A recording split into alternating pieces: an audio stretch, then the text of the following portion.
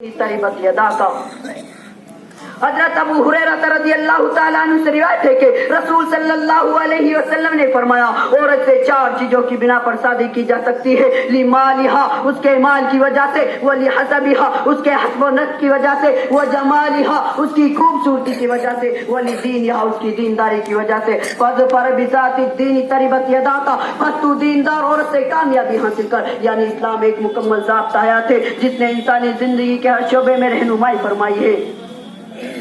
जहेज को नाजायज तरीके पर हासिल करने वालों, क्यों गैर इस्लामी तरीके को अपनाते हो? माशी हालात अगर तंग हो तो जायज तरीके से कमाओ, लेकिन किसी गरीब को तबाह व बर्बाद करके जहेज की रकम हासिल करना तुम्हारे लिए बाइस शर्म है। यह कोई मर्दानगी नहीं बल्कि फक्र व मोहताजी का इजहार है। जहेज के नाम से वसूल की जाने वाली रकम हर तरीके से बातिल और हराम खाने की तारीफ में आती है।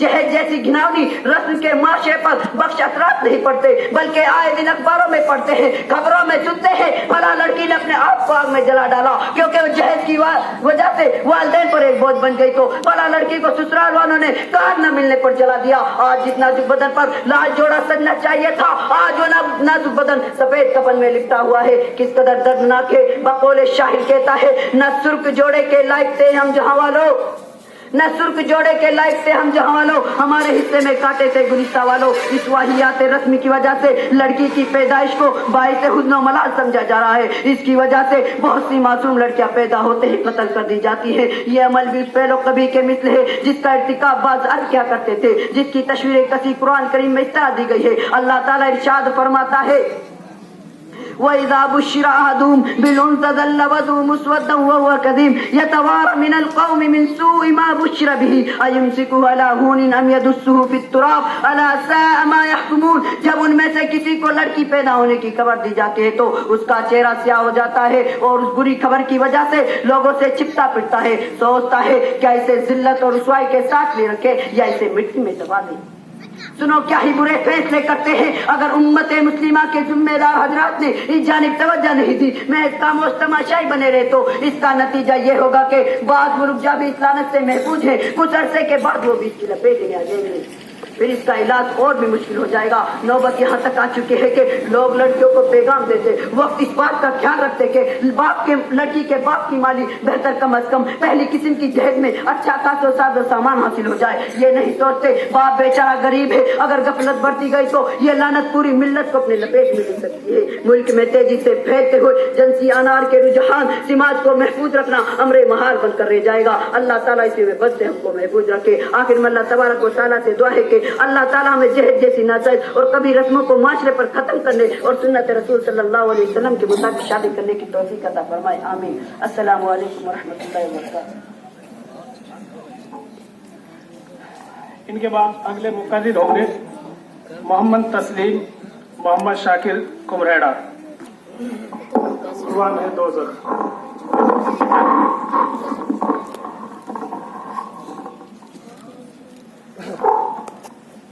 السلام علیکم ورحمۃ اللہ وبرکاتہ۔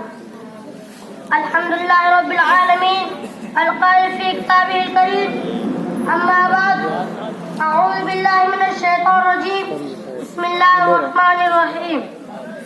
یرسل علیکما شواظ من نار ونحاس فلا تنتصران۔ صدر مجلس، مہمانان خصوصی، اساتذہ کرام اور میرے دینی و میلی بھائیوں، آج کے سالانہ جلسے میں میرا موضوع کتابت ہے دوزخ۔ دوزخ کا نام سن کے روڑے کھڑے ہو جاتے ہیں، اس کا عذاب اتنا سخت ہے کہ ہمارے وہ ہمیں خیال میں بھی نہیں آ سکتا۔ اس لیے قرآن پاک میں دوزخ کا عذاب کو بہت تفصیل سے بتایا ہے، جب تم خود سمجھ کر پڑھو گے تو جان لو گے۔ میں صرف چند آیات پیش کرنا چاہتا ہوں جس کے آپ سے عذاب کا کس معاملے سے اندازہ ہو جائے گا۔ وہ آپ کیسی ہوگی؟ اللہ تعالیٰ فرماتے ہیں، یرسل علیکما شواظ من نار ونحاس فلا تنتصران۔ تم دونوں پر قیامت کے روز آگ کے شعلے اور دھواں چھوڑا جائے گا، پھر تم اس کا ہٹا نہ سکو گے۔ بھائیو، وہ آگ کے شعلے اتنے بڑے ہوں گے جیسے محل یعود، انہا ترمی بشرر کالقصر کانہم جمالۃ صفر۔ وہ انگارے برسا دے گا جیسے بڑے بڑے محل، جیسے کالے کالے اونٹ۔ بھائیو، اس آگ میں نہ گنہگار زندہ رہے گا نہ مرے گا، برابر آگ میں جلتا رہے گا۔ گنہگار کے متعلق اللہ تعالیٰ فرماتا ہے،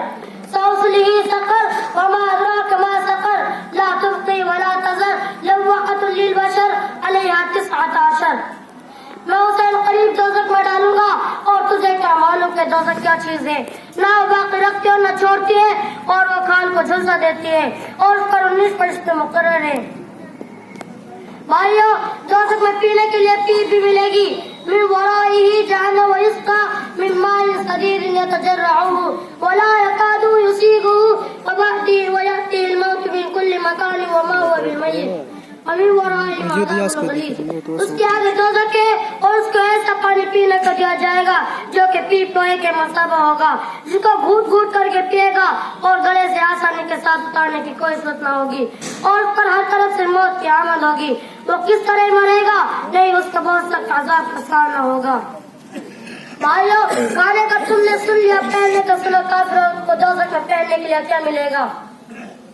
والذین کفروا قطعت لهم ثياب من نار يصب من فوق رؤوسهم الحميم ويسحر بما في بطونهم والجلود ولهم مقامع من حديد كلما أرادوا أن يخرجوا منها من غم عيود فيها وذوقوا عذاب الحريق۔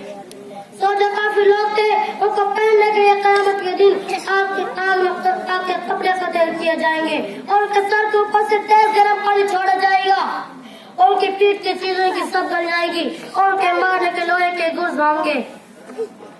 وہ لوگ جب اس سے گھٹے گھٹے باہر نکلنا چاہیں گے، پھر اس میں دھکیل دیا جائیں گے، اور کہا جائے گا جلنے کا عذاب میں ہمیشہ کے لیے چیختے رہو،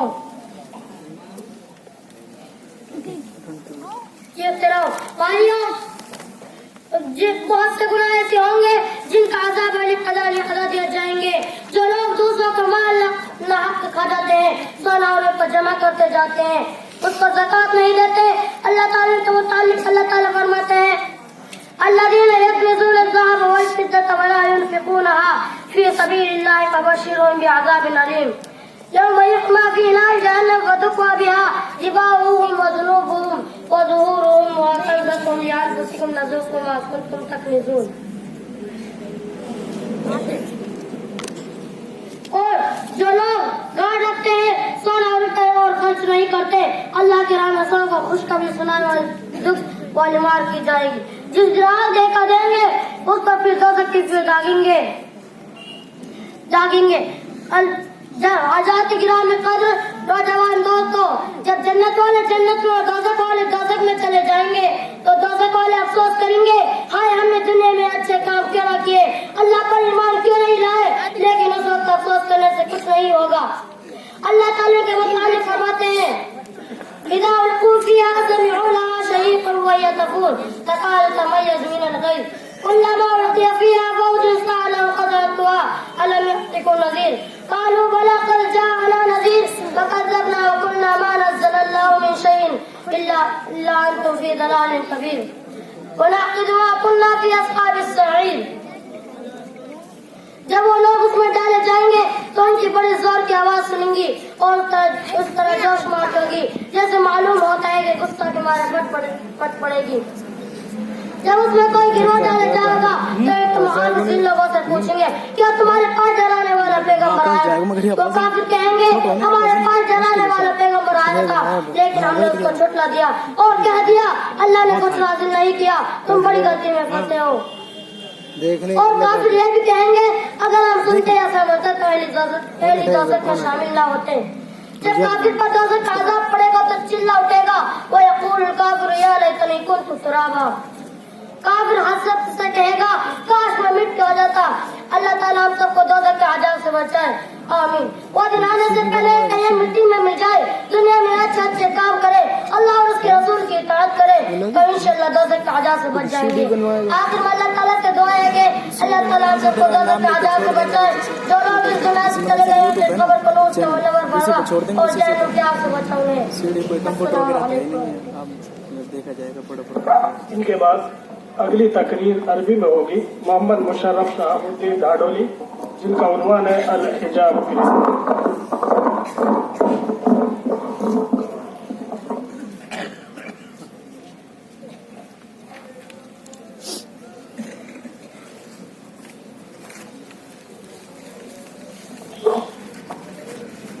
السلام علیکم ورحمۃ اللہ وبرکاتہ۔ الحمد للہ رب العالمین القائل فی کتابہ الکریم يا أيها النبي قل لأزواجك وبناتك ونساء المؤمنين يدنين عليهن من جلابيبهن ذلك أدنى أن يعرفن فلا يؤذين وكان الله غفورا رحيما. ضيوف الإزام وأساتذة الكرام، أريد أن أخطب أمامكم خطبة مختصرة. الموضوع الجلباب المرأة المسلمة في ضوء الكتاب والسنة. ولو قال في موضع آخر: وقرن في بيوتكن ولا تبرجن تبرج الجاهلية الأولى. وصلى الله على محمد رحمة للناس أجمعين وعلى آله وصحبه ومن تبعهم بإحسان إلى يوم الدين. جاء في المعجم الوسيط أن الجلباب جمعه جلابيب. الأول وهو قميص واسع طويل له أكمام وغطاء للرأس يلبسه الرجال والنساء وهو من الملابس الشائع بالمغرب. الثاني قميص واسع يلبس فوق الثياب كالجبة ونحوها.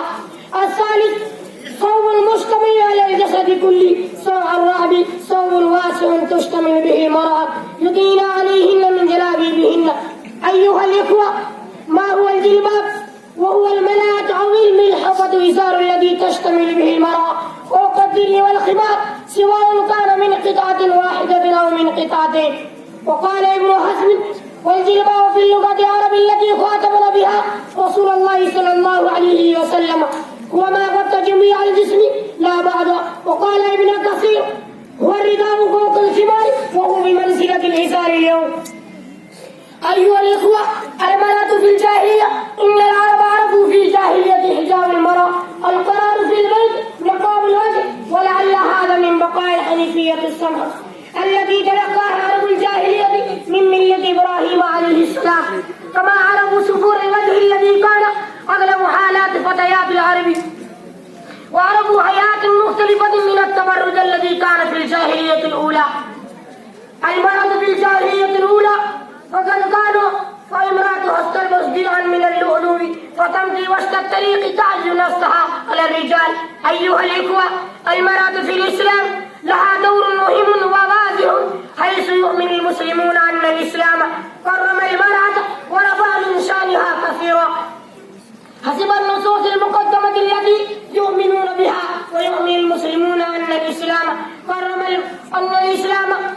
فقد كانت المرأة تلبس في تاريخ البشري والواقع المعاصر من وقائع من ظلم وبخس واعتداء وانتهاك لكرامتها، وبالمقابل توجد صور مشركة من إجلال وتكريم وتقديس للمرأة. أيها الإخوة، المرأة قبل فرضية الجلباب عن ابن عباس إن امرأة من خصم استفتت رسول الله صلى الله عليه وسلم في حجة الوداع، والفضل بن عباس رديف رسول الله صلى الله عليه وسلم، وأخذ الفضل رسول الله صلى الله عليه وسلم يلتفت إليها، وكانت المرأة حسناء في رواية وسيئة، وأخذ رسول الله بثقل الفضل وحول وجهه من شق الآخر. دليل مشروعية الجلباب في جو القرآن الكريم قال الله تعالى: يا أيها النبي قل لأزواجك وبناتك ونساء المؤمنين يدنين عليهن من جلابيبهن ذلك أدنى أن يعرفن فلا يؤذين وكان الله غفورا رحيما. وقل للمؤمنين يغضضن من أبصارهن ويحفظن فروجهن. مشروعية الجلباب في جو السنة النبوية عن أم عتيقة رضي الله تعالى عنه قالت: أمرنا رسول الله صلى الله عليه وسلم أن نخرجهن في الفطر والعواتق ويعتزلن الصلاة ويشهدن الخير ودعوة المسلمين. قلت: يا رسول الله، إذا لا يكون جلباب؟ قال: لتلبسها أختها جلبابها. حديث عائشة رضي الله تعالى عنها قالت: كان الركبان يمرون بنا ونحن مع رسول محرمات، فإذا هادوا بنا أسدلت جلبابها وعلى وجهها من رأسها وعلى وجهها جلباب فهذا فكشفناه. المرأة في الجلباب، المرأة في أقوال أهل العلم. قال الشيخ عبد العزيز بن خالد رحمة الله عليه في قصة الوحيد: وهذا أيضا من أدلة الوجوب لتخميرها وجهها جلباب، لأن لم يرد عن ستر خاص بهن بأي لفظ في القرآن الكريم ولا في السنة، ولأنه الحجاب وغير الإدناء وهو ذلك. أخيرا أدعو الله عز وجل أن يوفق المرأة المسلمة الجلباب حجاب. السلام علیکم ورحمۃ اللہ وبرکاتہ. السلام ماشاء السلام علیکم. حوصلہ افزائی کے لیے نیمکا سے حکیم مجرد نے کچھ پیسے دیے ہیں. اللہ تبارک و تعالی ان کے اس دینے کو قبول فرمائے. ان کے بعد چونکہ ایک ہندی کی تقریر تھی اس کو ختم کر دیا گیا, ایک اردو کی تھی اس کو بھی ختم کر دیا گیا, بلکہ 2 اردو کی تھی. اب آخر کے جو مقرر ہوں گے وہ خود ناظم مدرسہ مولانا عطا اللہ صاحب کے فرزند محمد شکیل عطا اللہ وہ آئے اور اپنے موضوع کی وضاحت کرے. محمد شکیل مختصر تقریر کرے, 5 منٹ اس سے زیادہ نہ کرے. السلام علیکم ورحمۃ اللہ وبرکاتہ. الحمد للہ رب العالمین والصلاة والسلام علی رسولہ الکریم. اما بعد اعوذ باللہ من السمیع العلیم من الشیطان الرجیم. بسم اللہ الرحمن الرحیم. یا ایہا الذین آمنوا توبوا الی اللہ توبۃ نصوحا. وقال النبی صلی اللہ علیہ وسلم كل بني آدم خطاء وخير الخطائين التوابون. معزز صدر انجمن, مشفق و مربی, اساتذہ کرام, دور دراز سے تشریف لائے ہوئے مہمان نظام, اسٹیج پر جلوہ افروز علماء کرام, نوجوانان ملت اسلامیہ اور خواتین اسلام, آج کے اس 8ویں عظیم الشان سالانہ پروگرام میں میرا موضوع خطابت دعا میں اپنی بے اثر دیکھتا ہوں. معزز سامعین حضرات, ہر انسان خطا کار ہے, گناہ گار ہے. کوئی شخص اپنے لیے اس بات کا ضامن نہیں کہ وہ گناہ گار نہیں ہے, خطا کار نہیں ہے. اگر ہم خود احتساب کریں, اپنی ضمیر سے پوچھے, تو ہم روزانہ ایک نئے گناہ میں ملوث نظر آ رہے ہیں. سامعین کرام, لیکن ہم میں سے سب سے بہتر خطا کار وہ ہے جو رب العالمین سے توبہ کرنے والا ہو, رب العالمین کے سامنے اپنی پیشانی جھکانے والا ہو, رب العالمین سے توبہ و استغفار کرنے والا ہو. اللہ کے نبی صلی اللہ علیہ وسلم فرماتے ہیں, راوی حدیث حضرت انس رضی اللہ تعالی عنہ, نبی اکرم صلی اللہ علیہ وسلم نے فرمایا کل بنی آدم خطاء وخیر الخطائین التوابون. ہر انسان خطا کار ہے, گناہ گار ہے, اور بہتر خطا کار وہ ہے جو سب سے زیادہ توبہ کرنے والا ہو. سامعین کرام, خطا کار انسان اپنی توبہ سے توبہ اس وقت کرتا ہے جب اس کا بوجھ محسوس کرتا ہے. ہم میں سے سب سے بہتر خطا کار وہ ہے جو خالق کائنات کی نافرمانی کرنے کے بعد رب العالمین سے معافی مانگ لیتا ہے. آج ہماری حالت ہو چکی ہے کہ ہم آج دن گناہ پہ گناہ کیے جا رہے ہیں اور ہمیں احساس تک نہیں ہوتا کہ ہم رب العالمین کی نافرمانی کر رہے ہیں. ہم رب العالمین سے اپنے گناہوں کی معافی نہیں مانگتے. میرے بھائیو, ضرورت اس بات کی ہے کہ ہم رب العالمین کے سامنے آئے اور رب العالمین سے اپنے گناہوں کی معافی مانگے. حضرت انس رضی اللہ تعالیٰ عنہ کا قول ہمارے سامنے ہے. وہ اپنے دور کے لوگوں سے کہا کرتے تھے کہ تم لوگ ایسے عمل کرتے ہو جو تمہارے سامنے نظروں میں بالکل بالغ ہوتا ہے. میرے بھائیو, جنہیں آج ہم گناہوں میں شمار نہیں کرتے ہیں, آج اس دور کے بہتر ہونے کے سلسلے میں جن نبی اکرم صلی اللہ علیہ وسلم نے ضمانت دی تھی, آج اس دور کے بہتر ہونے کے سلسلے میں نبی اکرم صلی اللہ علیہ وسلم نے ضمانت دی تھی کہ اس دور میں یا تو گناہ تو تھے ہی نہیں یا انتہائی کم تھے. آج جس معاشرے کے اندر ان گناہوں کو شمار نہیں کیا جاتا یا ان معمولی سمندروں کا کھلا کھلا ارتکاب کیا جاتا ہے. میرے بھائیو, اگر آج حضرت انس رضی اللہ تعالیٰ زمانے میں ہوتے اور کیا کہتے نہ جانے ہمیں معلوم نہیں, اور لوگوں کو شرک و کفر بدکاری میں جھلستے ہوئے دیکھتے.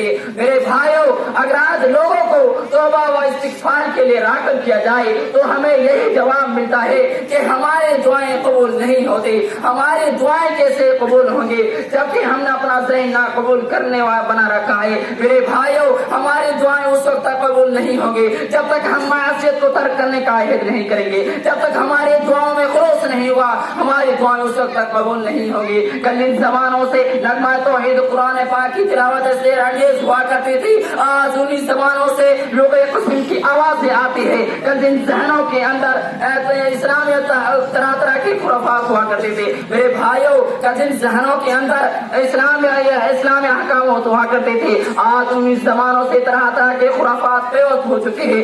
ضرورت اس بات کی ہے کہ ہم رب العالمین کے دربار میں آئے, اپنے گناہوں کی معافی مانگے. میرے بھائی, اور رب العالمین ہمیں ضرور معاف فرمائے گے. قرآن کا اعلان ہے سورۃ الاعراف میں اللہ تبارک و تعالی ارشاد فرمایا, ربنا ظلمنا انفسنا وان لم تغفر لنا وترحمنا لنكونن من الخاسرین. اے ہمارے رب, ہم نے اپنے نفس پر ظلم کیا, اگر تو نے ہمیں معاف نہیں کیا تو ہم خسارہ پانے والوں سے ہو جائیں گے. رب العالمین ہمیں ضرور معاف فرمائے گا.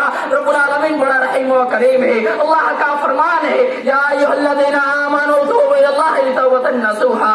ایمان والو, رب العالمین سے خالص سچی توبہ کر لو. رب العالمین بڑا معاف کرنے والا ہے. میرے بھائیو, جب حضرت عائشہ رضی اللہ تعالیٰ عنہ پر جب الزام لگایا گیا تھا, انہوں نے صبر کا دامن تھام کر رب العالمین سے توبہ کرنے لگے. اے میرے پروردگار, دنیا والوں نے مجھے غلط سمجھ رہے, اے اللہ میں تجھ سے پاک دامن کی دلیل مانگتی ہوں. رب العالمین نے ایسی دلیل دی جو قیامت تک کے روشن باب اتنا آیا رہے گا. میرے بھائیو, انہوں نے ان کی دعا قبول کی گئی. اگر آج ہم بے خلوص کے ساتھ توبہ و استغفار کریں گے تو رب العالمین ہماری توبہ ضرور قبول کرے گا. آج ضرورت اس بات کی ہے کہ ہم رب العالمین کے دربار میں حاضر ہو جائیں. آج ہندوستان کے کونے پر نہیں, دنیا کے ہر کونے پر مسلمانوں کو مارا جا رہا ہے. دنیا کے ہر کونوں پر مسلمان کو گھروں سے نکالا جا رہا ہے. ضرورت اس بات کی ہے کیونکہ ہم نے رب العالمین کو جھٹلا دیا, ہم نے رب العالمین کو چھوڑ دیا. رب العالمین ہماری مدد اس لیے نہیں کرتا. میرے بھائیوں, جب حضرت ایوب علیہ السلام کو بیماری میں مبتلا کیا گیا تھا, اس کا کوئی علاج نہیں تھا. رب العالمین کے سامنے ہاتھ اٹھاتے ہیں اور کہتے ہیں, اے میرے پروردگار, دنیا والوں نے مجھے جھٹلا دیا, اے میرے رب, طبیبوں نے لا علاج کیا دیا, مگر میرے رب العالمین تیری رحمت سے مایوس نہیں ہو. اے اللہ مجھے شفا دے دے. اللہ تبارک و تعالیٰ نے ایسی شفا دی, آج تک کسی بیمار کو ایسی شفا نہیں ملی ہوگی. رب العالمین کے آخری پیغمبر جناب محمد رسول اللہ صلی اللہ علیہ وسلم نے بدر کے مقام پر اے مسلمانوں کی فتح نصرت کی دعا مانگی. جس جنگ کے اندر مسلمانوں کی تعداد صرف 313 تھی اور کافروں کی تعداد 1000 کا لشکر تھا. مسلمان گھبرا گئے اور رب العالمین سے فریاد کرنے لگے, اے اللہ, میں ہم تجھے فتح و نصرت کی دعا مانگتے ہیں. اے میرے پروردگار, اگر آج اس جنگ کے اندر مسلمانوں کی ایک جماعت ہار گئی تو سمجھے تیری ذات کی اس زمین پر تیرے نام لینے والا کوئی نہیں ہوگا.